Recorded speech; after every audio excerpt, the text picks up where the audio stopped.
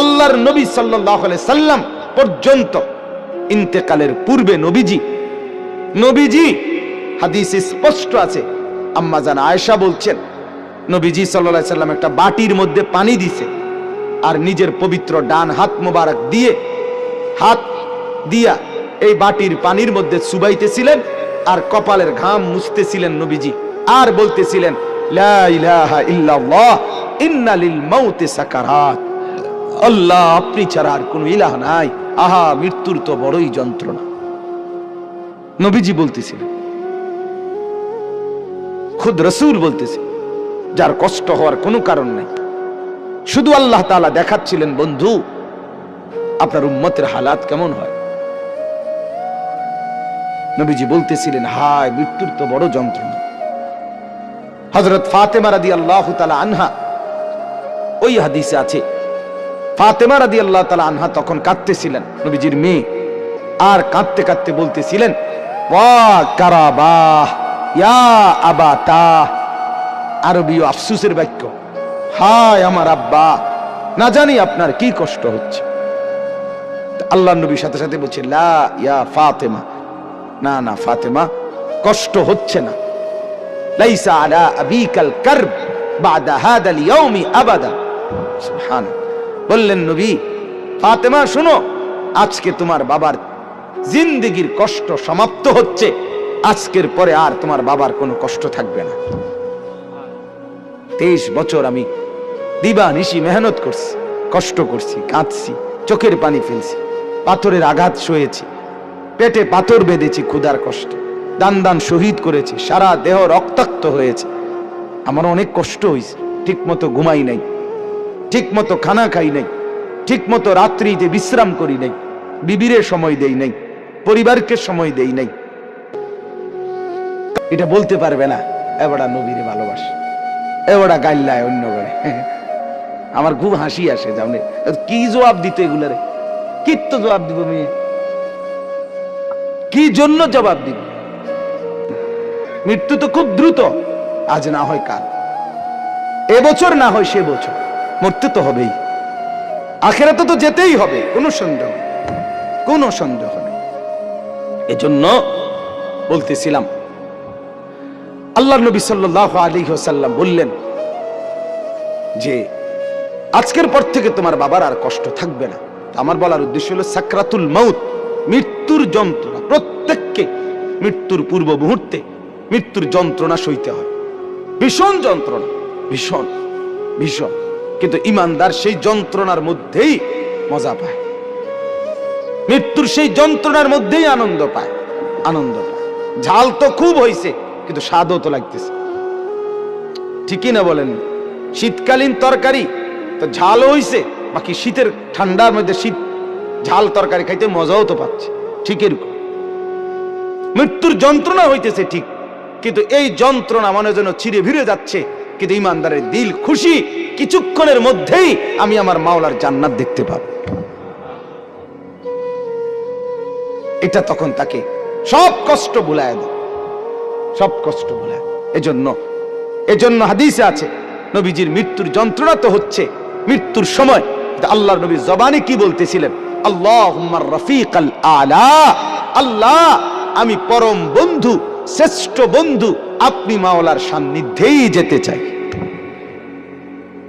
তার মানে যেন আল্লাহ তাআলা বুঝাইছেন বন্ধু মরবেনও না, তা আমাকে আর পাবেন কেন, মরতে তো হবেই, আসতে তো হবেই আমার কাছে। একটা মজার উদাহরণ শুনেন, আমরা কিতাবে পড়ছি ইব্রাহিম আলাইহিস সালাম, ওনাকে মালাকুল মউত আজরাইল ওনার জান কবজ করার জন্য আসছে। তা আসার পরে আজরাইল বলছে, হে আল্লাহর নবী ইব্রাহিম, আমি আসছি আপনার জান কবজ করতে, আপনি যাবেন? ইব্রাহিম আলাইহিস সালাম তখন মালাকুল মউত আজরাইলকে বলছে, আজরাইল কি বললা এটা?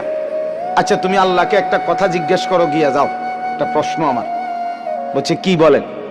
তখন ইব্রাহিম আলাইহিস সালাম বলছে আল্লাহকে তুমি গিয়া বলো, আয়াকবিজুল খলিলু রূহা খলিলিহি, কয় বন্ধু আরেক বন্ধুর কি জান কবজ করে? বন্ধু কি বন্ধুরে মাইরা ফেলে? কসাইডে কইতে কম, মানে আমি না আল্লাহর বন্ধু, তো বন্ধু কেমনে বন্ধুর মাইরালায়, এটা কেমন কথা? আজরাইল গেছেন, আল্লাহ তাআলাকে শুনাইছেন, আল্লাহ তো শুনছেই, তো আল্লাহকে বলছে রব্বুল আলামিন, ইব্রাহিম তো এটা বলছে, কি বলতাম, তো আল্লাহ তাআলা ফেরত আরেকটা কথা বলছে যে আজরাইল তুমি গিয়ে এটা বলো ইব্রাহিমকে। এবার দেখো কি কয়। আজরাইল আসছে, আয়েশা বলতেছে আল্লাহ বলছে আপনাকে জবাবে, আয়াকরাহুল খলিলু লিকা খলিলিহি, বন্ধু কি বন্ধুর সাক্ষাৎ পেতে চায় না? বন্ধু কি বন্ধুর মোলাকাত পছন্দ করছে না? বন্ধুর সাক্ষাতে যাবেন না? ইব্রাহিম আলাইহিস সালাম সাথে সাথে বুঝে ফেলছে, হায় আচ্ছা, তো আসলে মৃত্যু না, এটা তো আমারে মেরে ফেলা না, এটা তো আমার রূহ কবজ না, বরং আমাকে তো আমার মাওলার সাথে মিলায়া দেওয়া। তখন সাথে সাথে উনি বলছে, ইকবিদ রূহি আল আন ইয়া মালাকাল মউত, হে আজরাইল মালাকুল মউত, এখন আমার রূহ কবজ করো, আমি বন্ধুর কাছেই যেতে চাই। তাহলে সাকরাতুল মউত, মৃত্যুর যন্ত্রণা সহজ হয়, লাঘব হয়, আসানি হয় যদি কোনো মৃত্যু পথযাত্রী মুমূর্ষ ব্যক্তির সামনে সূরা ইয়াসিন তেলাওয়াত করে। আমার বাপ সুন্নত, সুন্নত মৃত্যুর আগে, মৃত্যুর পূর্ব মুহূর্তে কোন বান্দার জন্য কোরআন থেকে পড়া, এটাই হলো মূলত সুন্নত, এটাই সুন্নত। মৃত্যুবরণ করবার পরে পড়া এটা সুন্নত না, এটা সুন্নত না। মৃত্যুবরণ করার আগে পড়া সুন্নত। এরপরে বলে তো কখনোই পড়ানো না, সেটা হলো স্বাভাবিকভাবে আমার আব্বার জন্য আমি দোয়া করব, তার জন্য কোরআনুল কারীম পড়ে পড়ে দোয়া করা, সেটা তো হলো সবসময়ের আমল আমার। কিন্তু এটাকে একটা রসম বানায় নেওয়া, নির্দিষ্ট নিয়ম বানায় নেওয়া, মরছেন তো এইবার 10 জন দিয়ে এবার নির্ধারিত পদ্ধতিতে নির্দিষ্ট এই সময়ের ভিতরেই পড়াইতেই হবে, দোয়া পড়াইতেই হবে, খতম পড়াইতেই হবে, এর মাধ্যমে তাকে কবরবাসীর বা মৃত ব্যক্তিটার উপকার পৌঁছাইতেই হবে। এখন এভাবেই, এটাই নিয়ম, এটাই সিস্টেম, এটা সুন্নত না। এটা কি না বলেন না? সুন্নত না, সুন্নত নয়। আপনি বলবেন, আপনারা বলবেন এই জন্য এগরে ওয়াহাবি কয়, শেষ পর্যন্ত কথা শুনবেন, এটা কয় দেখবা যেই কোনো কিছুতে এরা উল্টাটা কয়। আসলে উল্টাটা চলতে চলতে এখন বারোটা উল্টা হয়ে গেছে, ভাওটা হয়ে গেছে উল্টা, সুন্নতটা হয়ে গেছে অপরিচিত, বেদাতটা হয়ে গেছে পরিচিত, পরিচিত। এখন মুসলমানের ঘরে একটা দস্তরখানের কথা জিজ্ঞেস করিলে এবারে লুঙ্গি আনে, কি লুঙ্গি একটা আইনা বিছায় দেয়, গামছা বিছায় দেয়, অথবা সাদ্দুর কয় হুজুর এটাই সারব, সারবলে এত কথা না। তুমি যে জানো না বেটা মুসলমান, এটা না বড় কথা, দুঃখের কথা। তুমি তোমার রসুলের এতটুকু পরিচয়ও তোমার মধ্যে নাই। আল্লাহ তাআলা আমাদেরকে সুন্নতের মহব্বত করার তৌফিক দান করে।